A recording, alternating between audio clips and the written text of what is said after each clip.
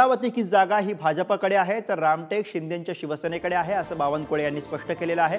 अमरावती की जागा भाजपकडे आहे, मात्र राणांच्या उमेदवारीवरती बावनकुळे यांनी बोलणं टाळलंय। अमरावतीमध्ये नवनीत राणांच्या उमेदवारीबाबत त्यामुळे अद्यापही अस्पष्टता आहे। 2 ते 3 दिवसांमध्ये महायुतीचं जागा वाटप पूर्ण होणार आहे असं सुद्धा बावनकुळे यांनी माध्यमांना सांगितलेलं आहे। महायुतीमध्ये वाद नाहीये, जागांवरती चर्चा सुरू आहे अशी माहिती बावनकुळे यांनी दिली।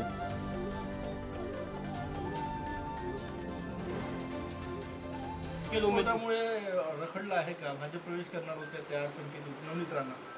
मी वारंवार सांगतो आहे की कोण प्रवेश करणार कोण नाही करणार यापेक्षा मी एका वाक्यात सांगितलं की अमरावतीची जागा ही भाजप लढणार आहे, भाजपाचाच उमेदवार राहणार आहे आणि आमची महायुतीचे सर्व आमचे अडसूड साहेब असतील, त्या ठिकाणी सारे आमचे बच्चू कडूजी असतील, आम्ही सर्वांची त्या ठिकाणी मदत घेऊ।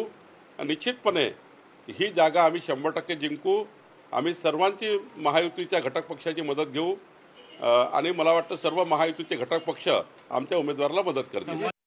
महायुतीचे आम्ही सर्व नेते बसून योग्य पद्धतीने आमचं जागा वाटप करू। जिंकण्याचा आमचा महत्त्वाचा निकष आहे।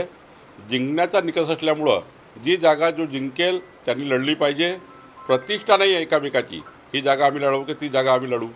जिंकण्याकरता ज्या ज्या आवश्यक बाबी आहेत किंवा जे जे निकष आहेत ते आम्ही पूर्ण करू।